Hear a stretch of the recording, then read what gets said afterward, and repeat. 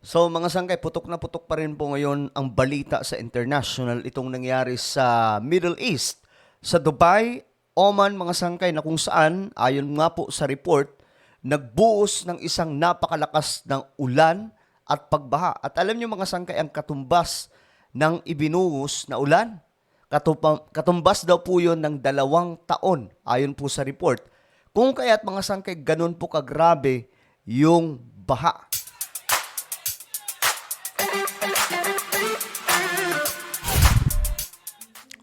Magandang oras po sa lahat ng ating mga kababayan, sa lahat po ng mga solid sangkay. Bago tayo magsimula, no, paki-subscribe po muna yung ating YouTube channel sa mga nanonood po dito sa YouTube. Ayan po, 1.2 million subscribers na po tayo. Parami po tayo ng parami, paangat po tayo ng paangat. At kung di ka pa po nakakapag-subscribe dito, ano pa ang hinihintay mo? I-click nyo na po yung subscribe button, i-click ang bell at i-click nyo po yung all. Sa mga nanonood po sa Facebook, i-follow nyo po ang ating Facebook page, okay? Ngayon, itong mga sangkay, pag-usapan po natin dahil nga po ang tindi nitong nangyari, no, doon po sa Dubai. Marami daw pong mga, ayon po sa report, hindi ko alam anong situation nila ngayon mga sangkay sa mismong oras na ito, pero marami daw po ang natrap, marami daw po ang na-stranded dahil po sa baha. So ngayon, ang nakakagulat lang mga sangkay dahil nga po ang ibinuhos na ulan doon ay sobrang lala. Ito, tingnan po natin. Stranded ang ilang OFW sa United Arab Emirates nang hagupitin ng malakas na ulan ang ilang lugar sa bansa.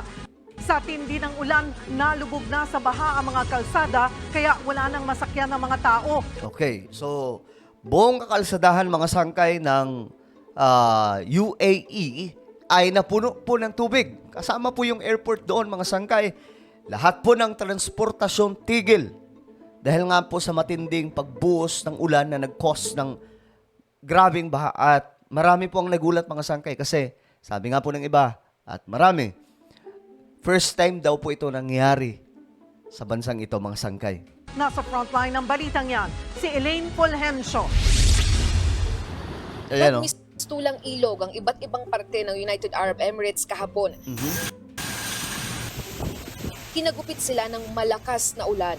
Sa kuha ng video na ito sa kalsada ng Dubai, lumubog sa bahang mga kotse.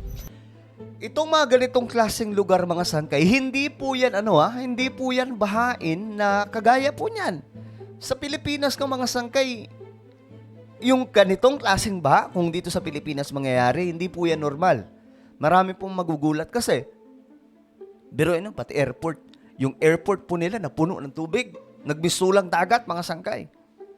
Kung napanood nyo ang una kong vlog mga sangkay, nagkaroon po tayo ng part 1 dito, naibalita rin po natin ito mga sangkay. Subalit, may mga continuous pa rin po na update tungkol dito mga sangkay. At pinakita po natin doon kung gaano kalala itong nangyari sa UAE, no? Sa Dubai. Ang ilan pang sasakyan, inabandona na ng mga motorista ng mas stranded sa baha. Apektado rin ang iba pang transportasyon. Pansamantala rin munang itinigil ang operasyon sa Dubai International Airport, gayon din sa mga istasyon ng tren. Kasi nagbistulan na pong dagat po talaga, istasyon ng train, ganun din, napuno ng tubig. So, first time po ito nangyari mga sangkay. Ayon po sa maraming Pilipino, mga OFW na nagsasalita at even yung mga eksperto pagdating po sa ganitong pangyayari, ayon po sa kanila, nakakagulat daw po talaga itong naganap. At dahil wala nang masakyan, kanya-kanyang lusong sa bahang mga residente. Ang iba, sumakay na sa rubber boat, kabilang sa mga naipit sa bahang mga OFW roon. Gaya ni Marlon na nagtatrabaho sa isang mall. Kwento niya, naglakad siya ng 4 na oras dahil walang masakyan. Grabe, no? No choice. As in wala po. Lahat po ng mga turista wala ding available na taxi. Yung 31 kilometers, dun po sa gitna naman, siguro mga 3 hours or 4 hours na po kami lalakad. Dahil pa rin sa kalamidad, hindi naman nakauwi sa kanilang bahay ang isa pa nating kababayang health worker sa Dubai na si Zel. Nagbibideo ako na naglalakad ako sa baha. I have a friend staying nearby. So sabi niya, kung hindi ka makakauwi, try to come over. Ngayon lang daw nakaranas ng ganong kalakas na ulan sa UAE ang residente na roon na si Philip. First time nangyari yun na sobrang lakas ng ulan at hangin. At sa same time, yung lightning talaga sobrang lakas din. Kala mo nga mga sangkay, di ba? May mga, syempre pwedeng i-edit kasi ngayon eh. Lalong-lalo na po sa TikTok, madali pong kunin yung audio tapos papalitan ng mga edited na mga video. Pero mga sangkay, ito totoo pala talagang nangyari. Tunay na makikita po natin na yung mga sasakyan naglitawan ng mga sangkay, yung airport nagmistulang dagat, yung mga estasyon ng train na puno ng tubig. Yung mga mall, mga sangkay, pinasok na rin po ng tubig. Non-stop. Madami naglakad from work hanggang sa bahay nila for more than 5 hours or 6 hours para na makauwi. Base sa datos ng Philippine Embassy sa Abu Dhabi, mahigit 1 milyong Pinoy ang kasalukuyang nasa UAE. Kasalukuyan pang hinihinga ng News 5 ng impormasyon ng Department of Foreign Affairs sa lagay ng mga Pinoy roon. Sa ngayon, isang Emirati ang nasawi sa baha. Pinaiiwasan na rin ang mga lugar na apektado ng baha lalo't nakikitang lalakas pa ang ulan sa Dubai. Grabe, no? Parang, ang lang mga sangkay, kasi itong lugar na to parang hindi naman umaabot sa punto na ganitong klase. Kung sa Pilipinas ka magaganap itong mga sangkay, marami rin po talaga ang masashock sa ganong klaseng buhos ng lakas ng ulan. Na tuloy-tuloy, non-stop daw po eh. Ayon nga po sa report mga sangkay, yung pag-ulan na yon ay katumbas ng 2 taon na ulan ng Dubai. Nasabay-sabay ibinuhos lang. Ganon katindi mga sangkay. So, ang kinaibahan lang sa Pilipinas, kasi syempre, itong UAE, malago namang lugar, mga sangkay, no? Ang Dubai, hindi po basta-basta yan. So, kahit po bina ng husto, safety pa rin po ang marami. May isa nga lang po na nadali, di ba, mga sangkayan. Pero, ganun pa man, nakakagulat pa rin po itong nangyari. So, anong cause, anong rason nito? Mamaya, pag-usapan natin. Base sa ulat, sa loob ng 7 dekada, ito ang pinakamatinding pag-ulan at pagbahang naranasan sa mainit at disyertong bansa ng UAE. Di ba? For 7 decades, ito daw po, first time nangyari sa isang mainit na lugar. Di ba?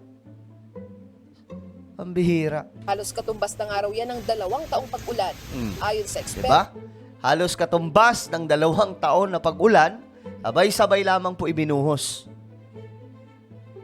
Ganon po kalupit itong mga sangga itong nangyayari doon sa Dubai. ito, epekto ng climate change ang nangyari sa UAE. I told you. Yan ang sinasabi ko. Ano ang sinasabi? Epekto ng climate change.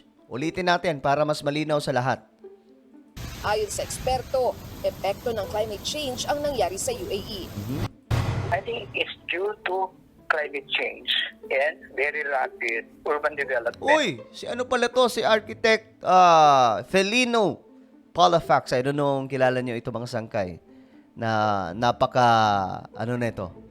Famous na architect.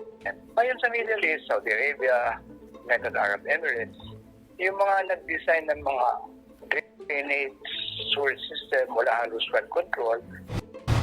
Base naman sa ulat ng local media, posibleng nakaapekto pa ang ginawang cloud seeding sa UAE, kaya mas marami ang ibinagsak na ulan. Ang cloud seeding ay yung paghahagis ng asin sa ulap para magdulot ng ulan. Nagbabalita mula sa So, mga sangkay, ulitin natin ang cause na ito. Dahil po sa climate change, yun po yung dahilan kung bakit nangyayari ito ngayon. Climate change. Yan po. Patunay lamang mga sangkay na totoo na itong pagbabago ng klima ay nagaganap sa panahon natin ngayon. At ito ay mga patikim pa lamang mga sangkay. Wala pa po tayo sa taong 2030. Kung ngayon marami pong nagulat sa ganyan, mas mga malalaki pang mangyayari ang susunod. Dahil nga po sa pagkasira sa ating kalikasan na ang may gawa lang din po ay tao. Gumaganda mga sangkay and technology, nagiging tayo, modern ang lahat. kasabay niyan ay ang pagkasira ng kalikasan. Bakit? Doon naman po kinukuha lahat eh. 'Di ba? So ayun, mga sanggay, ano po ang inyong opinion tungkol dito? I-comment nyo po sa ibaba. Grabe. Mayroon po akong isang YouTube channel, Sanggay Revelation. Hanapin nyo po ito sa YouTube. Kapag nakita nyo na, i-click nyo po yung subscribe, i-click ang bell, at i-click nyo po yung all. Okay? Ako na po ay magpapaalam. Mag-iingat po ang lahat. God bless everyone.